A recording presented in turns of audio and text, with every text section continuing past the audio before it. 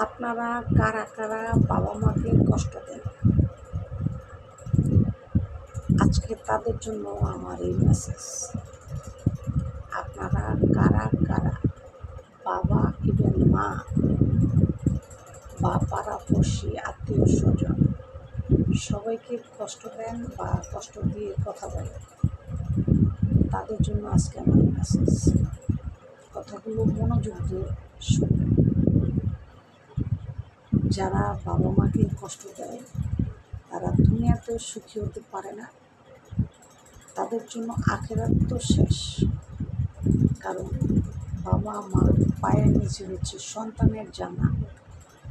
আপনি যদি সেই জান্নাতকে আঘাত করেন তাহলে আপনি আল্লাহর জান্নাতকে আঘাত করলেন, কথাটা মনে রাখবেন। কারণ অনেক মানুষ আছে মনে করে মাকে কষ্ট দিলে খুব আনন্দ লাগে, বাবাকে কষ্ট দিলে অনেক আনন্দ পায়। ভাই, আজকে আপনাকে একটা কথা বলি, বাবা মা আপনাদেরকে অনেক কষ্ট করে মানুষ করছে। কেন করছে জানেন? একটু সুখের মধ্যে দিয়ে বয়সকালে এই জন্য করছে আপনাদেরকে মানুষ। আজকে আপনারা যদি মুরব্বীদেরকে কষ্ট দেন তাহলে বাবা মাকে কষ্ট দিবেন না। এই কষ্ট দিচ্ছেন আপনি কারে জানেন? স্বয়ং আল্লাহরে দিচ্ছেন, আল্লাহরে।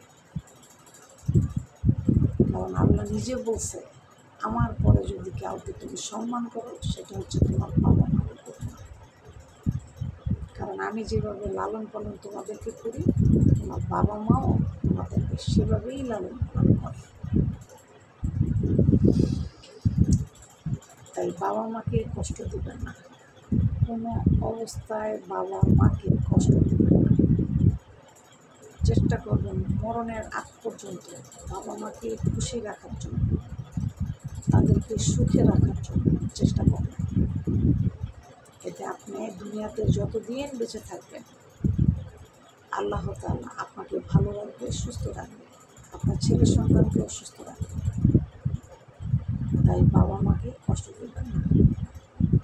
অফিসে গেছেন, সবার আগে মায়ের ঘরে দিবেন, জিজ্ঞাসা করেন মাকে, মা তুমি খাইছ,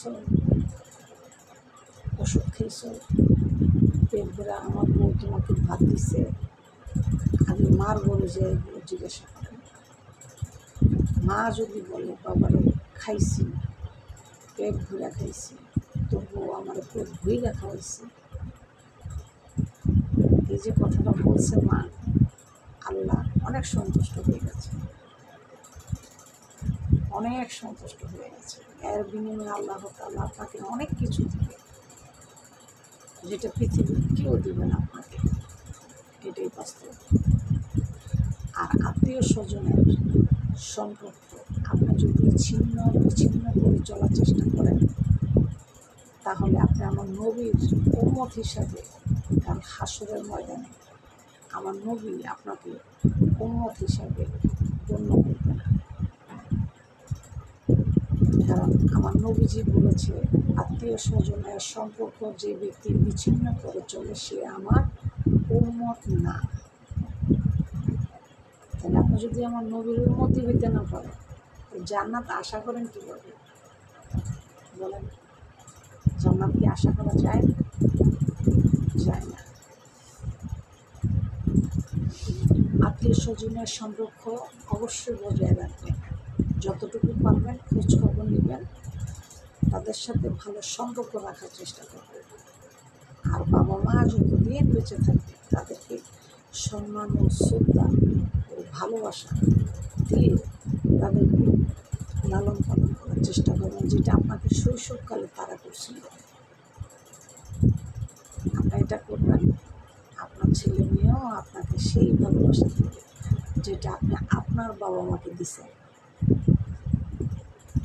আর যদি তাদের সাথে খারাপ আচরণ করেন আপনার ছেলে মেয়েও আপনার সাথে খারাপ আচরণ করবে। এটা আল্লাহ আপনাকে শিক্ষা দিবে, শিক্ষা দেওয়ার জন্য আল্লাহ তাআলা আপনাকে আপনার ছেলে মেয়েকে তৈরি করে নেবে। আপনার কিচ্ছু করার থাকবে না, কারণ কর্মের ফল ভোগ ফল ভোগ সবাই কী করতে হবে। আপনার কর্ম ভালো, দুনিয়াতেও সুখী, আপনার আখেরাতেও সুখী হতে পারবেন ইনশাআল্লাহ।